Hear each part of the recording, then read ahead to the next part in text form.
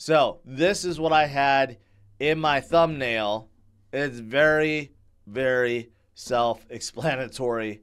Okay, broken down by plan B. Basically, you have 4 colors. You have the green. It's kind of the opposite. You would figure the green would be like the red because the green represents the low point, the bear market, okay, capitulation stage. Then you have the recovery stage, which is the pre-bull, which is the yellow. And you can see, as good as it's been so far, we're still in the pre-bull, okay? We're nowhere close of getting out of it and going to the bull market. Although, I take that back. When I say we're nowhere close, we're actually pretty darn close. I would say after the halving event, that's when it starts, right? And that leads us to the promised land. And then we, of course, we have the pre-bear, which is us falling from the top, right? But this time around, we may have a different cycle. The pre-bear may not be as drastic, and the bear market may not be drastic overall because of all the institutions. Because once they get in and they put in their trillions, are we really going to see another 70-something plus % drop for Bitcoin? I don't know. Maybe we don't. Maybe we only see like a 40% drop or a 50% drop, and then we just keep on going and it becomes a super cycle from there on out. So maybe this time is different. But then it's also dangerous to say this time will be different, right? So I guess we just have to see. But with all the institutional money coming in and BlackRocks and Fidelities and the Vanguards of the world, once they get their hands in, it's really hard to see them letting go, right? Because they're already trying to play catch up right now. Retail has been leading the space, and now they want to jump in. So it's just hard to see that they're going to loosen their grips after they come in. But anyways, what this is showing is, yeah, we're still in the pre-bull. We're nowhere close to the peak of this cycle. So imagine that as we're getting closer and closer to 40,000. And then once we hit there, you know what? We still have not started. That's the exciting thing about this. Now, short term, this is what it looks like. Okay, it looks very, very similar to the last cycle when we had like a bottom out event, and then we get back to a previous support level, and then we break out. I know it's a lot of lines, but just look at the square box and you'll see what this trader is talking about, right? Basically, there's this box, this channel where Bitcoin is stuck in, then we break through, and then we break above, and then what happens afterwards? We break upwards. That's what's looking like right now.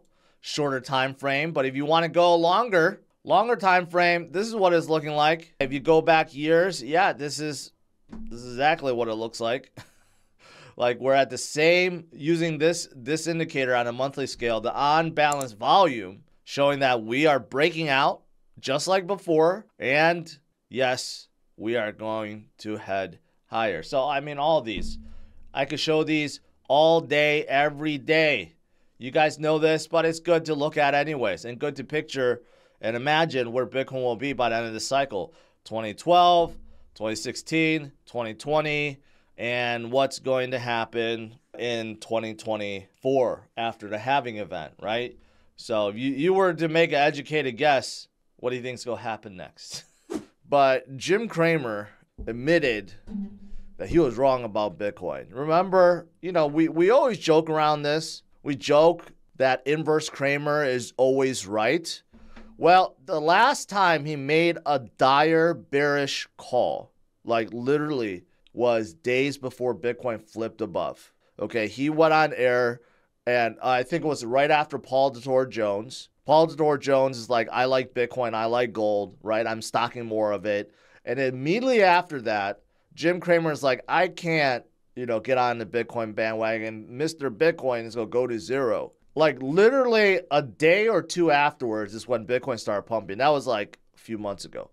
I think that was back in September or something like that. It's unfortunate because he just gave a call where he's like, yeah, if you like Bitcoin, go buy Bitcoin. What did he say? Look, if you like Bitcoin, buy Bitcoin. That has always been my view. And for a while, I liked it. And I decided that money has been made, but I was premature. So basically, he did a 360. So let's hope inverse Cramer isn't right this time. Let's hope that it is. actually he's on the right side this time, okay? So, you know, that's the thing about Jim Cramer. When it comes to Bitcoin, when it comes to crypto, he has the mindset of a retail investor. Like, if it gets good, he's like buy. If it gets bad, he's like sell. He never really sticks with it. We all thought Pompliano like converted Jim, and we all thought that, hey, he really understood. No, he doesn't understand. He does not believe in anything about Bitcoin. He treats it like a penny stock or you know, a risk-on stock where he's like buy and sell. He never holds it. He's not a true Bitcoiner. He doesn't believe. But that's okay. It's okay because the rest of us believe, right? Wall Street, they could do whatever they want, but we're the ones that's benefiting. Those of us that's been holding and DCAing, we're the ones that are benefiting from it. I am having a kickoff party in Vegas, December 14th. So if you guys want to come out and meet me and other influencers that are in the IFC, this is the spot to go. And not only that, Crowded Combat is going to be there. Their fighters are going to be there. I'm going to invite others in this space, other influencers, other projects. If you've been to one of my network parties before, it's going to be like that, but even bigger this time around. I have 3 different tickets. If you want to participate, you want to join, please do so. Use the code 25 off. You'll get $25 off. And for people that's been asking for a new NFT, if you go with the VIP program or ticket, you will get airdropped an exclusive I Am George NFT that will be included. Make sure you check it out if you are interested. This is in Vegas. Remember, what goes on in Vegas stays in Vegas. And you get to check out all the fighters, all the other influencers, myself, and all the major projects will be there. It's going to be a good party, a good time. So check it out.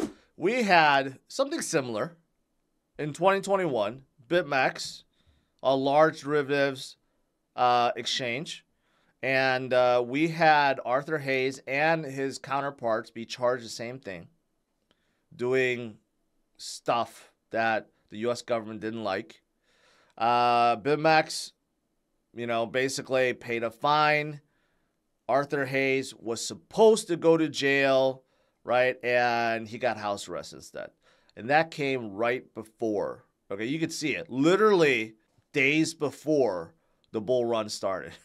So, obviously, same thing now. CZ removed, much bigger in stature. Binance, much bigger. So, are we going to see that parabolic run come, that major breakout come, like within days? Is this going to be a repeat of 2021? I certainly hope so. I certainly hope so, but we're not at the halving event yet. However, if we get a spot Bitcoin ETF approval out of the blue, like SEC just declares we're converting Grayscale's trust to ETF, it'll be the same thing. Floodgates will open once again, you know, and there's going to be so much. But it's not just this, okay? There are many other factors at play. There's many other indicators that show that a major breakout is about to happen. If you look at call options and futures, both skyrocketing in terms of volume. You got a lot of institutional players right now getting ready to come in. There will be a massive explosion once they do.